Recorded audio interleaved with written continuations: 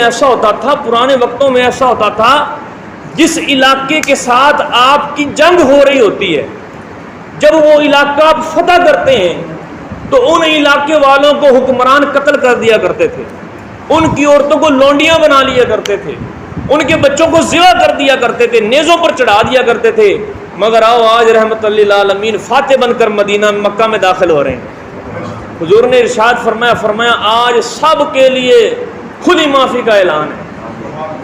اب حضور اختیار میں ہیں، حضور مختار کل ہیں، حضور چاہتے تو ان کو عذاب دیتے، ان سے بدلہ لیتے، کیونکہ انہی میں تھے جو آپ کو روجریاں ڈالنے والے تھے، مگر حضور نے سب کو معاف فرما دیا۔ فرمایا آج کے دن سب کو کھلی معافی ہے۔ آج جو ابو سفیان کے گھر میں داخل ہو جائے گا اسے بھی معافی ہے، جو امن چاہے گا اسے امن ملے گا، اور جو اپنے دروازوں کو بند کر لے گا محمد اسے بھی معافی کا اعلان کرتا ہے۔ یہ اللہ حضور علیہ السلام نے فرمایا کہ اللہ تبارک و تعالیٰ نے مجھے حکم ارشاد فرمایا کہ وان آفو ظالمانی، جو مجھ پر ظلم کرے میں اسے معاف کر دوں۔ آخری واقعہ اسی وان آفو ظالمانی کے حوالہ سے، حضور علیہ السلام جب طائف میں تشریف لے گئے، مشہور واقعہ ہے، جب طائف میں تشریف لے گئے تو طائف والوں نے آپ کے ساتھ اچھا سلوک نہیں کیا، آپ کو پتھر مارے، میرے آقا علیہ السلام کے جسم اطہر لہو لہان ہو گیا۔ حضور تشریف لائے، جناب جبریل امین حضور علیہ السلام کی بارگاہ میں حاضر ہوئے اور سلام پیش کیا اور عرض کی یا رسول اللہ، جو انہوں نے آپ کے ساتھ کیا وہ بھی رب نے دیکھ لیا ہے، جو آپ نے ان کو دعوت دی وہ بھی رب نے دیکھ لیا۔ جب یہ بات کی اور فرمایا یا رسول اللہ، یہ پہاڑ کا فرشتہ ہے، آپ اسے حکم دیں، یہ آپ کی بارگاہ میں رب نے بھیجا ہے، یہ آپ کی بارگاہ میں سلام پیش کرتا ہے اور آپ اسے حکم دیں۔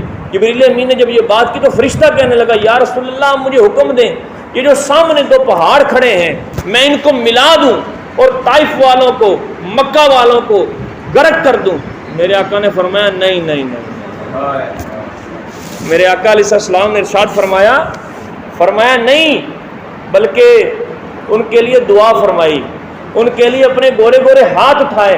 کیسے ہاتھ ہیں؟ اعلیٰ حضرت فرماتے ہیں خامہ قدرت کا اس نے دستکاری واہ واہ، کیا ہی صورت اپنے پیارے کی سواری واہ واہ۔ اور جب یہ ہاتھ اٹھتے ہیں اللہ اکبر کبیرہ، آپ فرماتے عنایت کا جوڑا، اجابت کا سہرا، عنایت کا جوڑا، دلہن بن کے نکلی دعائے محمد، اجابت نے جھک کر گلے سے لگایا بڑی ناز سے جب دعائے محمد، خدا کی رضا چاہتے ہیں دو عالم، خدا چاہتا ہے رضائے محمد صلی اللہ علیہ وسلم۔ حضور علیہ السلام نے دعا کے لیے ہاتھ اٹھائے اور ارشاد فرمایا کہ یا اللہ ان کو ہدایت عطا فرما، ان کو ہدایت عطا فرما، اور یا اللہ میں تجھ سے امید کرتا ہوں کہ تو ان کی پشتوں سے ایسے بندے پیدا کرے گا جو صرف تیری عبادت کریں گے اور تیرے ساتھ کسی کو شریک نہیں ٹھہرائیں گے۔ میرے آقا نے دعا کی، فتح مکہ ہوئی، اس کے بعد وہی طائف اسلام کا قلعہ بن گیا۔ فرمایا جو تجھ پر ظلم کرے اس کو تو معاف کر،